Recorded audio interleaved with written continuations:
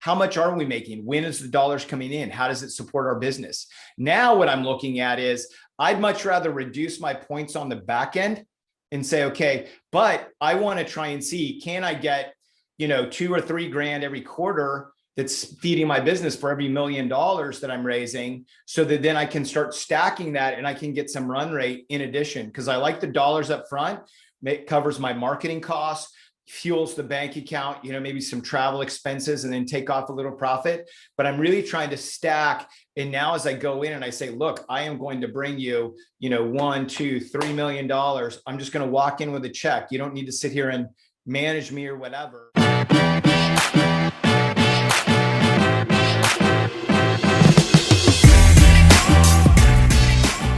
Let me bring up my man here. My man, Christopher Nelson, everybody. Chris is a great friend. He's a very sophisticated investor, operator. He comes from the tech world. He's got a super interesting story, and he's got such a great story. And next week, by the way, we're talking about building your keynote message, which is going to be incredible. But the reason I bring that up is because Chris is a tech entrepreneur guy, and he comes from that world of kind of where like you build, like the whole thing in the world of tech is like you build this company to get to an IPO, right? So you can sell out and you get this big check. Problem is, then what? Then what do you do with it? And so what his mission is to help guys who experience an IPO take that money and invest in cash flowing assets so that they can actually have freedom. Because unfortunately, when you have a great IPO, first of all, you're paying half of that back to taxes. So you're left with half of what you got. And then you still got to keep working because you just can't spend that money. Right. So most of these guys don't understand that they can invest in an asset that can produce cash flow for them so they can get out of this IPO rat race. And so I love Chris's story. I love his mission. I love what he's doing in this world. He's a great fund of funds manager, done this several times. So without further ado, Chris, what's up, my man?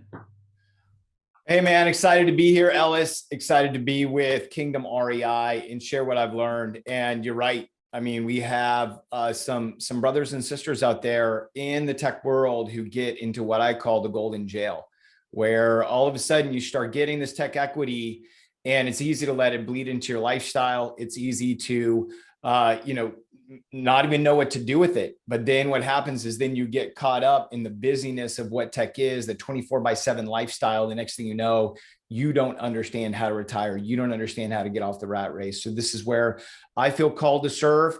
And, I have been, ramping up and leveraging the fund to fund models to really help me grow my business as an aggregator, right? I'm not trying to be an operator. I really want to try and put deals together as a capital raiser. And this has become and is becoming the main tool in my arsenal.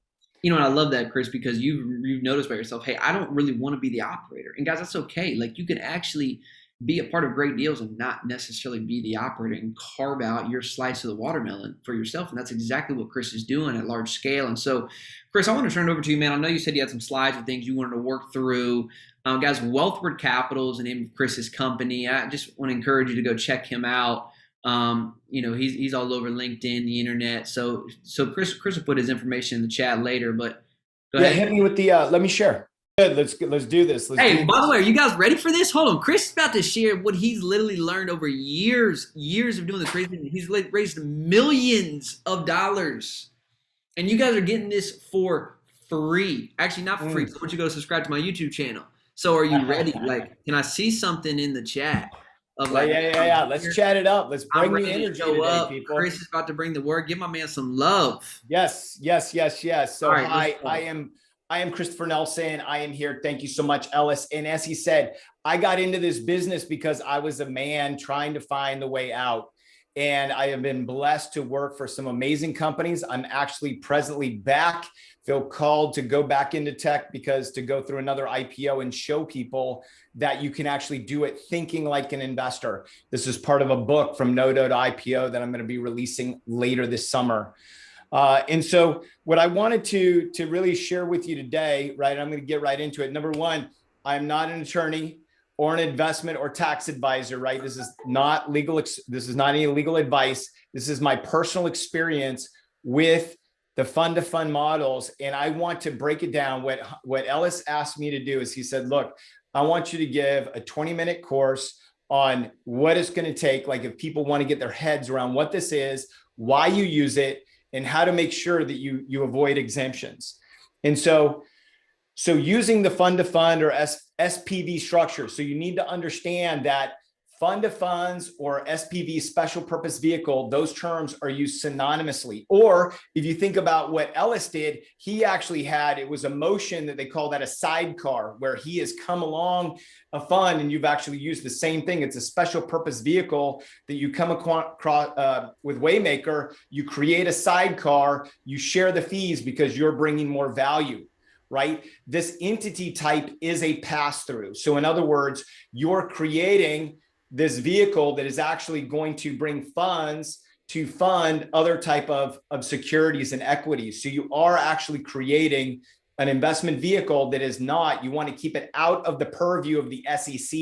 That's your goal, right? And so this is so you can raise capital for one or many investments.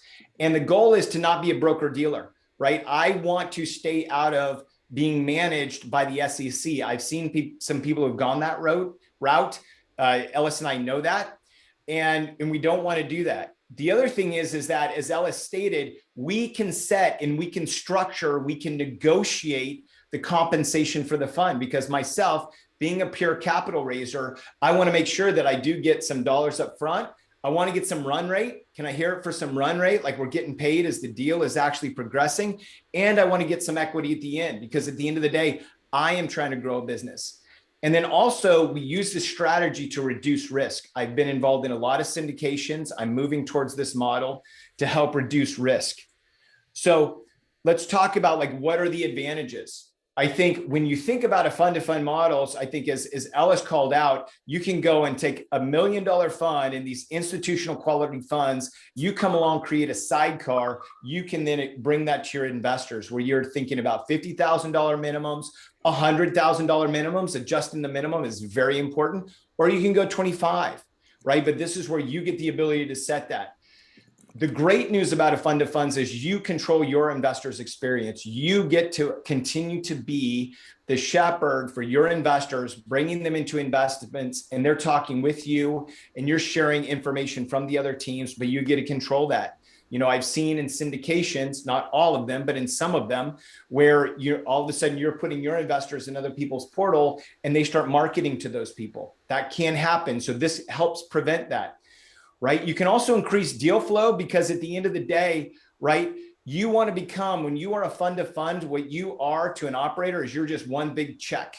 You're a big fat check. And they love that, because they don't have to worry about talking to any of your investors. They may participate in some of your marketing, right? That doesn't mean they don't participate, but you become to them a single check, low headache, very dependable. And you can raise that up front. You also want to be able to reduce your compliance risk. Right? So you don't want to become that registered representative. If you're really becoming a fund manager, it's a much more streamlined way to actually then manage the capital raise and then to actually avoid compliance. And I'll talk a little bit about that later.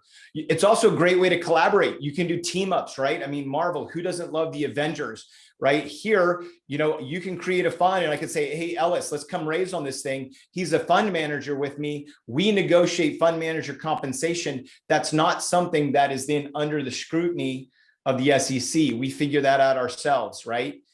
You can also then develop these creative capital raising strategies. You know, as Ellis went through, and I'll talk a little bit later, is how do you actually approach operators? How do you approach other people? When you have a fund that is collecting and has a big check and people want those dollars, you're in a great negotiating position to go and to have very rich conversations. And then you get to focus on your strength, which is you just want to make sure that you're able to bring dollars, set number of dollars to great investments. And you can really focus on that. And so this is where, in my mind, the big advantages are you get the ability to be the big check, support your investors, and then you want to become the operator's preferred partner, because you walk in the door and they don't see you. They actually see the check that's standing right behind you. Yeah, Chris, I think it's such a good word, man, because what you're doing is by the way, real quick, you're putting yourself in a position of value for both parties, both the investors and the operator, right? And so I love this, because you're saying, hey, you're becoming a person of incredible value. These deals do not happen without private capital. And so great stuff so far, Chris. Keep rolling. Yeah, and actually, and this is what you call it right here, right? Is you really have this fund of funds where you're bringing your investors into that, so they just see and they're contributing to the fund. Then you're walking over as the manager, writing the investment, and then the managers, we then figure out how to structure the fund, how we're going to partner together on that, and then how everybody gets paid. So it gets very clean. And what I want to talk about is, okay, and I'm going to just try and give you like the high level of what are the two big pieces of compliance and how do you try and avoid those? Because what I want to give you is sort of the cheat sheet, the swipe file of how would you set something like this up so that you could get ready to run. So you do need to understand that when you're running a fund to fund, there are two big, regulations that you want to make sure that you're staying way out of their way. And this is again where understanding them is how you avoid them. And these are guidelines. These aren't hard and fast rules. You always want to make sure you're working with an SEC lawyer who understands and is really blessing and writing documents according to what you're trying to do, so that then you can again continue to move forward and execute. So there's two things. Number one, the Investment Company Act of 1940 and the Investment Advisors Act of 1940. These are two compliance regulations that you want to stay exempt of. So the easiest one, Investment Company Act, if you want to stay compliant, you want to fly under the radar, 99 investors. 99 investors. That's it for your fund, for whatever that fund, that vehicle may be that it's investing in. Is it investing in a syndication?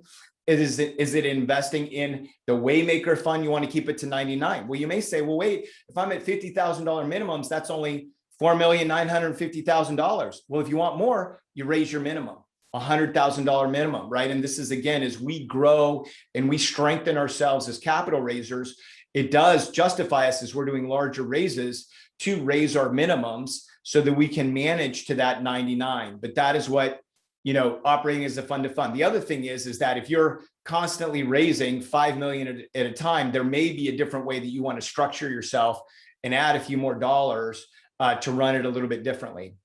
The other thing is the Investment Advisors Act, so you aren't called an investment advisor, is invest into a single asset or entity. And so this is very interesting. So I'm running right now, I have an ATM fund that I am investing in a single entity, while that entity is buying multiple ATMs and they're giving a blended return. I am just writing it so it's a single entity. So why is that important? It's important because my investors have a binary choice when they come in. I'm investing in this ATM fund, yes or no. That means that I'm not giving them advice. I'm not advising the team on what to buy or not. They're coming to the fund, and it's same thing with Waymaker, right? You're either in Waymaker or you're out of Waymaker. So that in and of itself means that you're not giving any advice. The investors are choosing what they're investing in. So that again gets you to fall below that compliance. Now, the other way that you can get out of this is you can, if you're bringing enough dollars to a mid-size operator, you can then negotiate for material control rights, so that you can, and sometimes voting can be an affirmative, or it can also be veto rights. Like, we want to veto that it's not the right time to sell, or this isn't the loan that we want, or we don't want to do a capital call. But again, this is where you work with your lawyer. But this is the high level of the framework that if you want to go up today and you want to start executing, creating a fund of funds, these are the type of ways that you want to go structure it, so that you can fly under these SEC regulations and then you can execute cleanly. Guys, this is so key. Like, the information Chris is sharing with you right now is like, how hard this is. You cannot, like, this is so hard to find on the internet. Like, this is such good info. And what he's helping you realize is, like, the reason you have been told that you can't do this is because you have to have like a securities license or a broker's dealer's license or whatever. And there's a couple exemptions that actually allow you to, by the way, I don't have a license. We're following, or we're figuring out carve outs in the rule that allow us to put these type of funds together. And so, again, like, you can go have your broker's dealer's license and go that route and do that.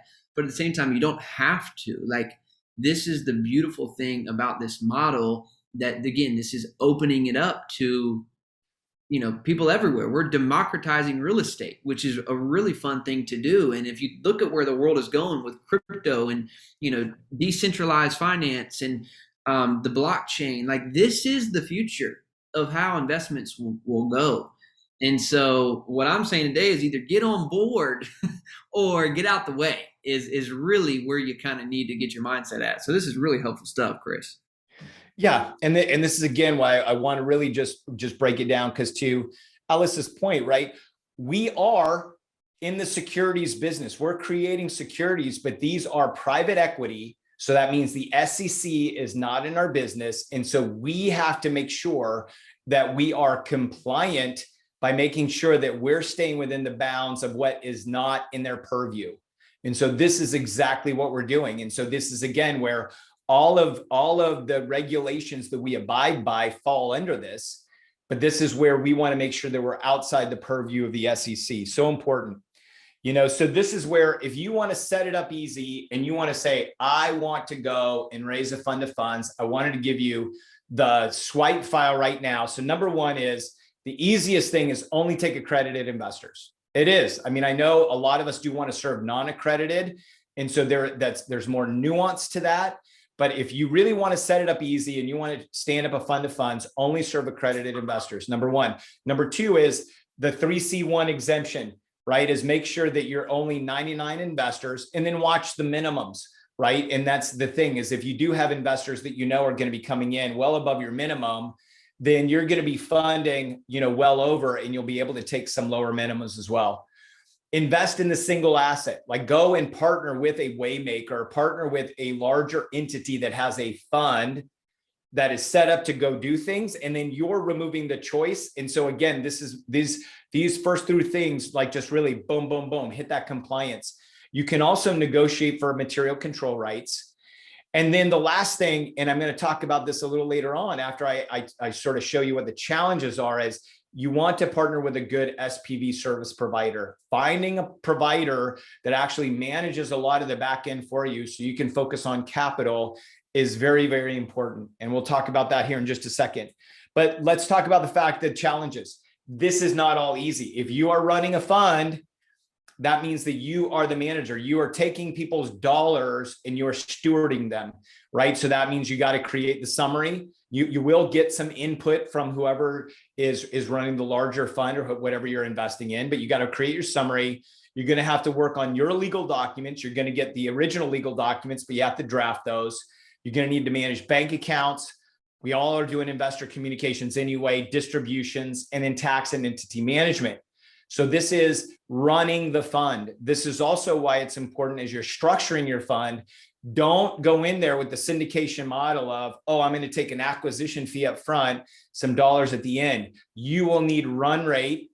Run rate is dollars that come to you monthly or quarterly to run your fund. It's not a ton of money, but you need to figure that in. And I also want to make sure, and I heard Ellis talking about this earlier, if you are out there and you are raising capital, you are aggregating investments, figuring out how to get run rate into your business to pay for your VAs, to pay for your systems, to make sure that you're not cannibalizing or tipping over your business is important. And I learned this the hard way. I learned this in 2020 when all of a sudden deal flow dried up and all of a sudden I was just draining my bank account. I realized, crap, I have to do this differently.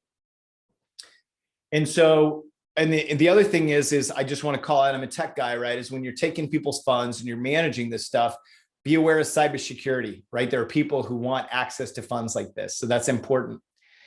And so there are out there SPV service providers. I work with the company called Assure, which, they provide a lot of the backend. They provide me with a portal. They are very reasonable on fees. It definitely makes sense when I'm raising $1 million or more. Everything sort of fits into the model. I understand how to go partner with operators and what are the fees that I need to take care of my fund. I can sort of cut and paste that. And then how to really scale. Verivest is out there. They actually verify a lot of mid-tier operators. They're actually now starting a fund-to-fund service. They're sort of new on the block, but I know they want to do it diligently. TMF Group that's a larger, more established. I would definitely recommend you want to be looking at 2 to 4 million to really approach them. But it's so great when you have somebody who is actually managing your fund is actually providing you a portal so that then you can focus on your capital raising and you can focus on overseeing the fund.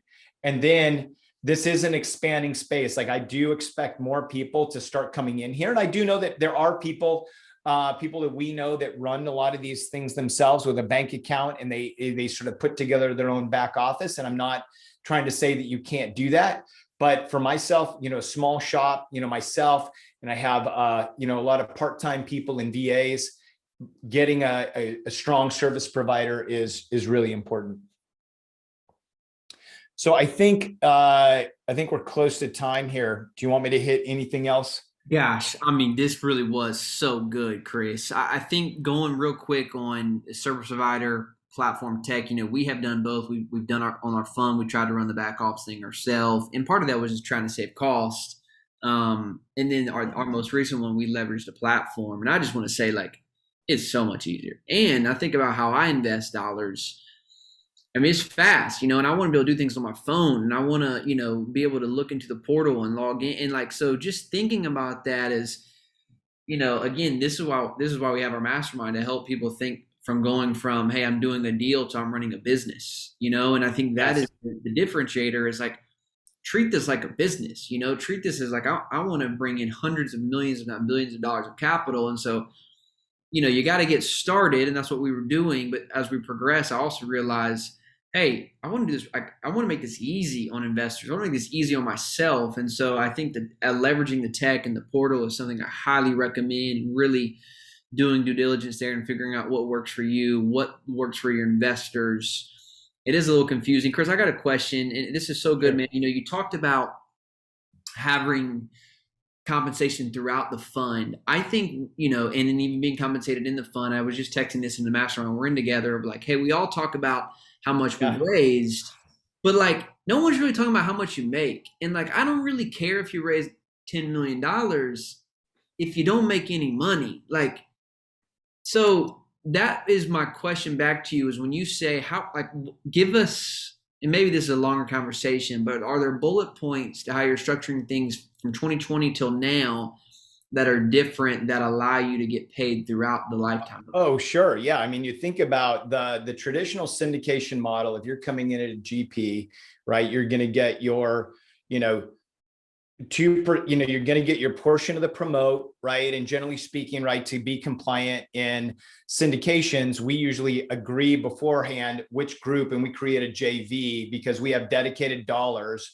And then there's a split out between the GP on the back end, and then the carving up of the 2% on the front end. But in my mind, it's usually like, if you're going to raise $1 million, you're probably going to get 24K up front. That's just speaking round numbers. And you're probably then going to get somewhere between, depending on how the deal goes, anywhere between 60 and 100 on the back end 5 years later. That's how it's going to land, right? I mean, I love that message this morning, because it's like, how much are we making? When is the dollars coming in? How does it support our business? Now, what I'm looking at is, I'd much rather reduce my points on the back end and say, okay, but I want to try and see, can I get, $2 or $3 grand every quarter that's feeding my business for every $1 million that I'm raising, so that then I can start stacking that and I can get some run rate in addition. Because I like the dollars up front. It covers my marketing costs, fuels the bank account, maybe some travel expenses, and then take off a little profit. But I'm really trying to stack. And now as I go in and I say, look, I am going to bring you, $1, $2, $3 million. I'm just going to walk in with a check. You don't need to sit here and manage me or whatever. But what I'm looking for is reduce my points, give me some of the asset management fee, help me understand how I can participate in some run rate. And again, some of those aren't easy conversations. Some people are going to say no, totally fine. But I am going to keep asking, and I'm going to keep looking for deals. This is why I did the ATM deal. I did a sidecar, and I am not able to give the same result as the people who actually own the fund, but they have higher minimums. So they have 100K minimums. I'm coming in with a lower minimum, but I'm doing a 95-5 split. And I've seen other people doing sidecars at a 90-10 split. So I know I'm leaning it out. But for every $1 million raised, not only do I get the 2% up front, but I also get $1,000 a month for the next 7 years. So that's what I'm trying to do is I'm trying to stack that up again, run rate to the business. So this is where I'm trying to look at deals now and say, as I'm running my business, I need to make sure that I'm having, I'm trying to do my budgeting, my planning so that I'm getting cash that covers all my systems, all my VAs, and stack that up. But it's super important, especially as you're building out this business. Yeah, it's definitely a longer conversation, but that's really helpful. I just think, if you're raising money, if you're not raising money yet, then trust me, these are the questions that we've already. The reason I'm asking this is because we've experienced this. Like we raised the money, closed the deal, and then it was like, oh crap! Like I forgot I got to go pay filing taxes, filing fees every year, and I got to pay for my software and technology and all the stuff that keeps going. And I still got to pay myself, right? So like I'm asking these questions because I've experienced it. So that's part of why we're in a mastermind together. We have our own mastermind. So Chris, I can't thank you enough, man. This has been great. Really, really good stuff. Hey, I got Caleb. Caleb asked a question. Can I answer Caleb's question? Please. Yeah, absolutely. Okay. Just making sure he's a favored member of the group.